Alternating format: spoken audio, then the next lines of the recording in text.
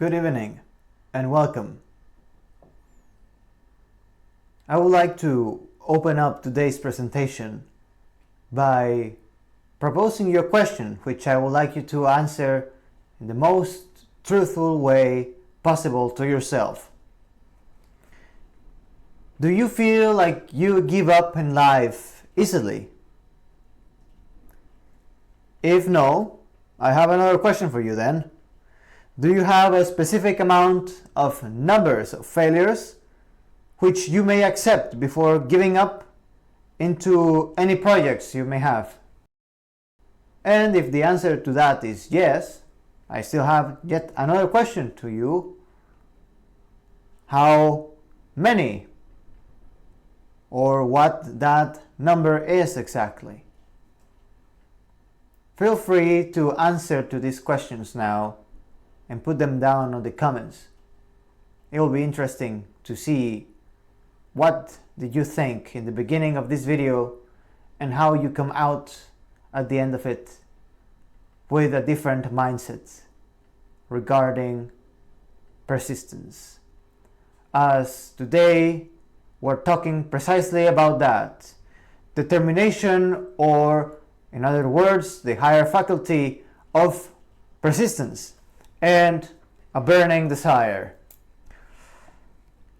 First, we must explain and disclose what exactly persistence or the higher faculty of persistence mean. And for this, we have to reach into the subject we discussed from the last entry, which was faith. We talked about that faith is the conduit or the channel that will allow you to develop positive results in your life for the attainment of, or rather, this is a connecting line to that of your dreams, or in other words, your burning desires in life. What we will specify now regarding this system is where persistence belongs. And we define it specifically as the pushing flow that drives you forth towards the fulfillment of your dreams or attainment of any burning desire you may have in life. You may think of persistence as this flow of water and you are inside of a boat. That is persistence. All of the flow that exists in the containment of faith. Faith is but the container of persistence. Persistence without faith will lose all momentum and it will become scattered everywhere. And a good example I like to think about this is as if you had a pursuit for a gym routine or a diet routine, let's say, where your faith is truly non-existent. You do not believe that you can attain the results for whatever purpose you're doing that routine of going to the gymnasium or eating more healthy or differently. Therefore, without faith, your persistence will scatter and you will lose all motivation at once, rather rapidly. And when faith exists and acts as a container that will channel and focus the flow of persistence into one solid stream, it will take you directly to the attainment of your desires. Yet this flow becomes stronger by the development of self-trust done by small actions. It is the tiniest of stepping stones that may develop into larger ones. If you want to tackle big steps, first you need to know how it feels to go through the smallest of the steps. And the more you develop, the stronger your confidence becomes and the faster you move with persistence. And lastly, something important is that for even more success and wealth and happiness and health and positive results, the nature of your desire should be that of one that is generous and kind. And now I would like to show you in an example from a real life individual that is known worldwide how the principle of persistence along with faith works and how you may apply it for your own life too. And now we're going to talk about Mr. Henry Ford. Just as a small parenthesis, I would have said as well that from the last entry in faith, Mr. Thomas Alva Edison was also a great example, as the development of the light bulb took him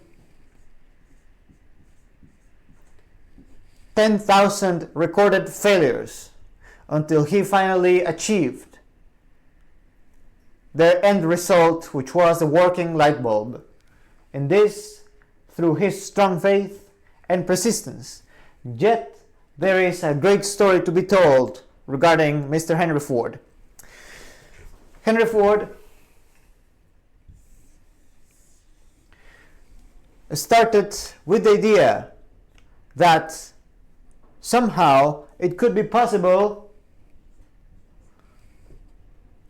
to industrialize the manufacturing of cars or vehicles.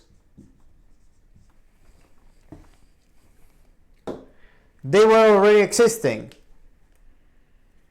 Mechanized vehicles of transportation, yet their production was costly and it will take much time to be produced and perhaps even not consistent. Therefore, only the elite and higher status people would be the ones owning any form of transport vehicle that was described as a car. To achieve this, Mr. Henry Ford first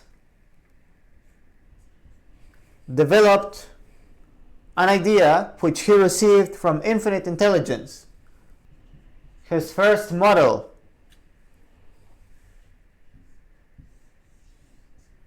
that he proved would be easy to produce and cheap to produce as well. Yet this received severe criticism from people close to him, calling it a contraption, because reality was that, according to many people, this model was rather ugly. And they said that no one would be interested in buying such a thing.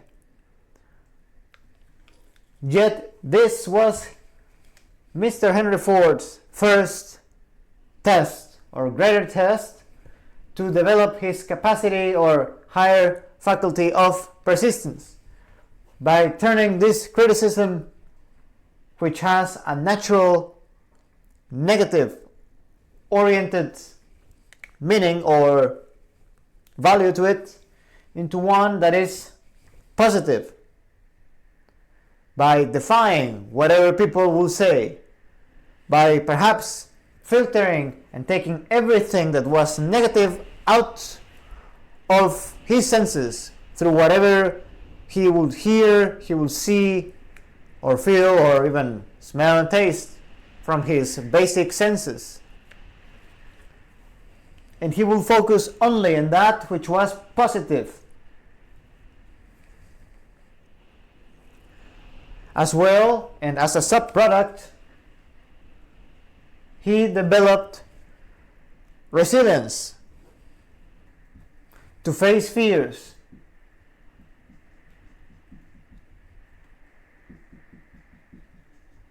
In this case, that of the fear of criticism. He was determined that this model would bring this burning desire, dream, into fruition, because this was just the concept. It proved that it will be possible, but he wanted to see the actual results, and he pushed forth. As with time, he eventually realized that this was good, but it could be executed even faster. He asked, how can we do this faster? And the idea, also conceived by infinite intelligence, such as, I quote him, the air is full of ideas, came in the form of the very famous production of the V8 cylinder engine.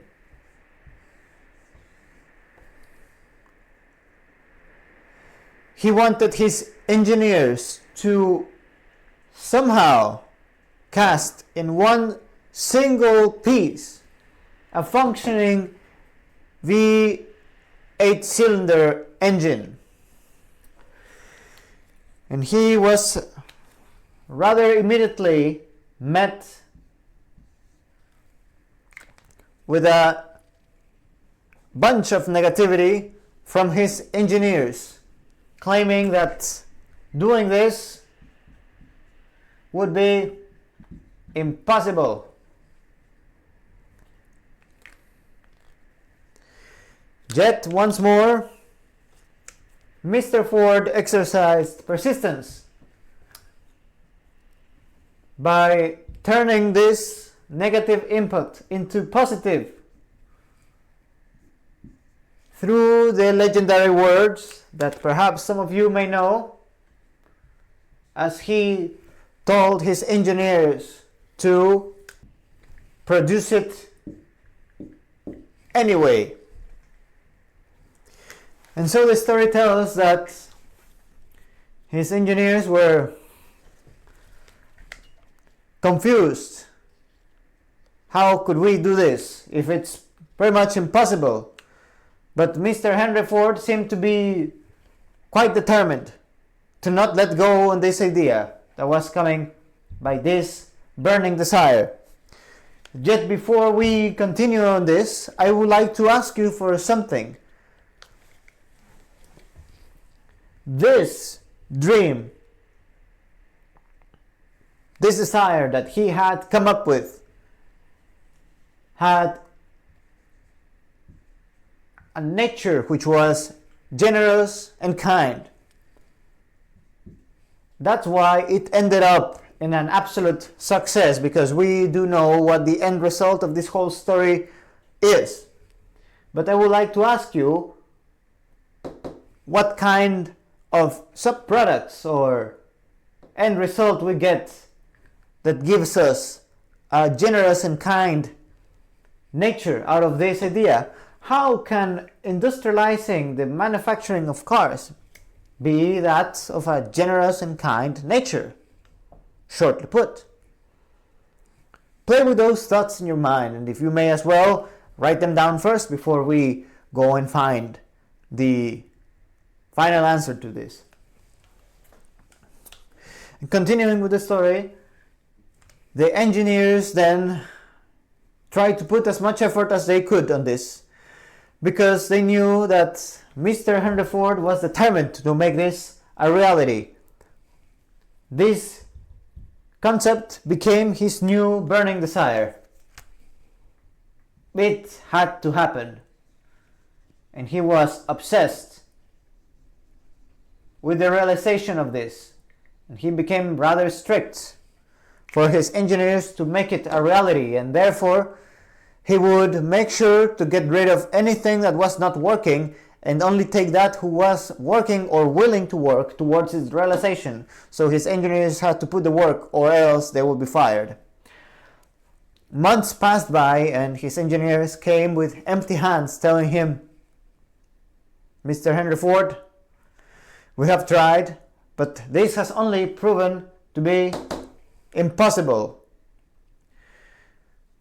What do you think Mr. Henry Ford told them? Produce it anyway. Yet again. You must understand that their engineers were running on a negative-oriented paradigm. And implicitly, with the very strong resilience and persistence of Mr. Henry Ford, he made them develop this into a positive-oriented paradigm. As after a year of trying and trying, finally the answer came. And they ended up with a V8 cylinder engine that could be casted in one single piece, therefore making this a reality, making this too a reality, achieving a positive result from the constant persistence of Mr. Henry Ford. They were infected by it, turning their paradigm into thinking on how to achieve the same dream as a sort of a mastermind. Mr. Henry Ford knew how to place the correct people and make them work in harmony for the achievement of the same dream. Well, perhaps harmony can be discussed, but what matters here is how this relates directly to the nature of this dream. And I would like to disclose what exactly it ended up giving, because it did not just give a revolution on the industrialization of manufacturing of cars. As a subproduct, this developed breakthroughs in science, more specifically in metallurgy and casting. This is but a hard science, yet it gave much more, because through this new concept of industrializing the manufacturing of cars for his model, he also developed a way to create, and of course, cheaper cars, which offered also a new brand possibility for the working man to be able to acquire a car, because this in the past used to be only, well, rather that past for them used to be only exclusive for those who had great amount of economical resources. Now this was a reality. People could, through yet still hard work, acquire a car, but it was not as difficult as it would be in the past. It was not as expensive anymore. It was doable. And this also produced even more benefits. As with this, cheaper cars also gave us what we can see nowadays everywhere: a car culture. Now, many people could acquire cars. People will talk about cars. This also gives us art, for example, designs, new types of jobs were created out of this, that runs through the eternal community, as we have discussed before. This is the reality that we all share. His idea is still living in the present, and it is developing even more through new jobs in the form of design of vehicles, in the design of or development of art, a culture, and communities as well. All out of this conception of an idea from infinite intelligence. And lastly, and extremely importantly, by producing this increased manufacturing or production, he created also a labor revolution in 1914, which led to the doubling of the basic income of the working man, and introduced an 8-hour working schedule, something that was not common. All of these things relate directly to the nature of this dream. He knew very likely that the fulfillment of his idea and desire, his dreams, would not be that of a selfish nature, but it will provide a service that will develop in ways that he maybe would not have conceived.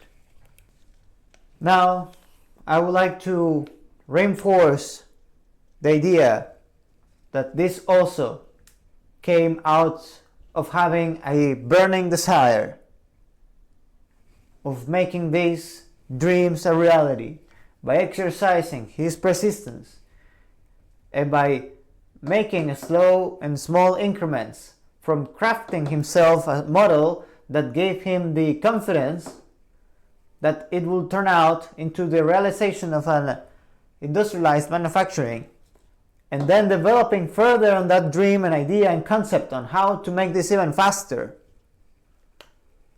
By exercising his persistence when fear was present, he was brave.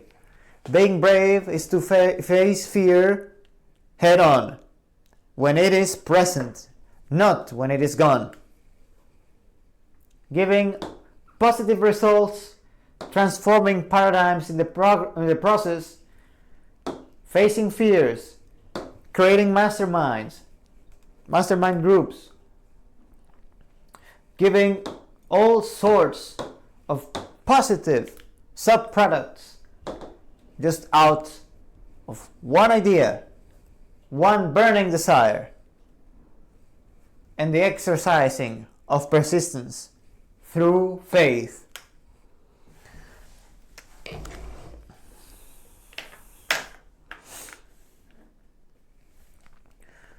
Lastly, I would like to end this session with an exercise that you may try on your own.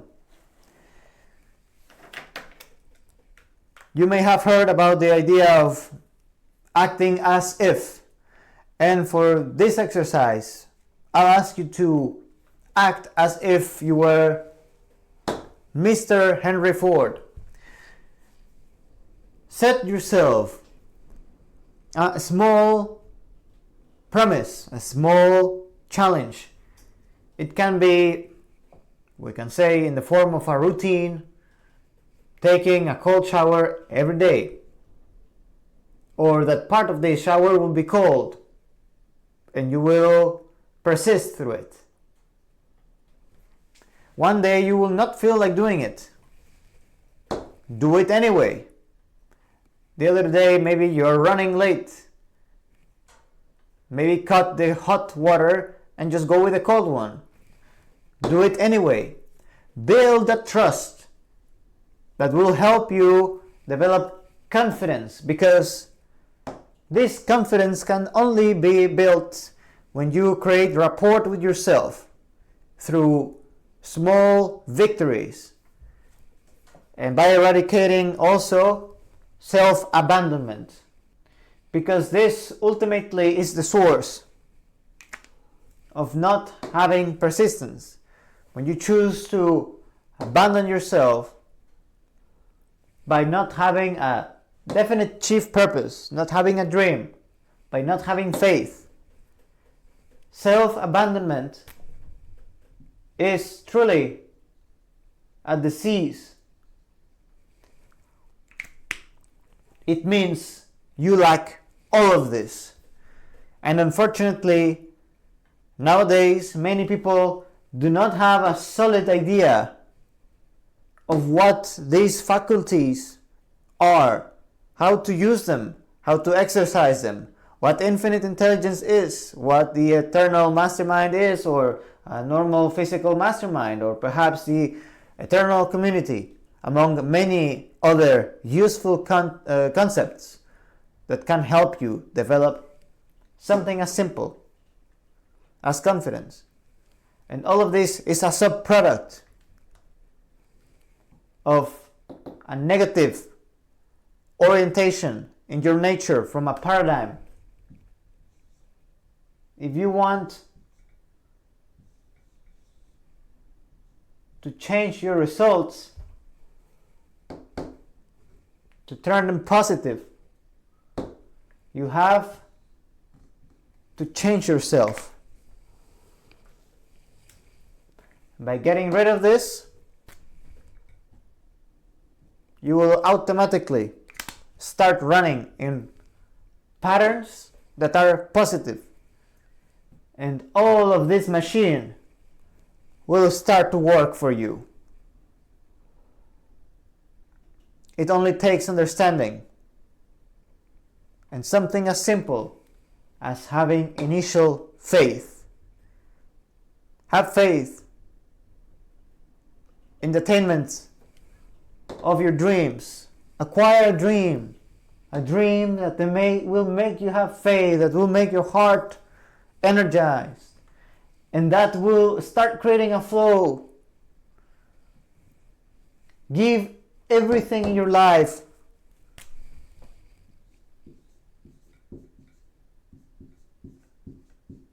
purpose that leads to your dream. If you live life without purpose, and perhaps somehow you do not abandon yourself, your persistence is scattered everywhere. Your faith is not well contained, it's all around the place or has no structure. And you're not even thinking about how a dream can lead or will have a positive nature, which is generous and kind, and what kind of subproducts it may give. Not just the people you're sharing reality with right now, but those who will be living that reality in the future, regardless of time and space. That is the eternal community. Listen also to infinite intelligence. Those dreams you have are not just for your pleasure. As long as they share these traits, they are likely to provide great joy to many more in ways that you may not expect. And for that exercise, do not give up. Start small. Do it anyway. You feel like giving up? No thanks. Do it anyway. But remember that whatever you are chasing, whatever you're doing, whichever this small promise is, this small routine is, it is with the idea to develop something towards your dream with a purpose that is positive. It can be something as simple as saying, I want to stop abandoning myself. And automatically, this whole engine will start running. You will see it very quickly.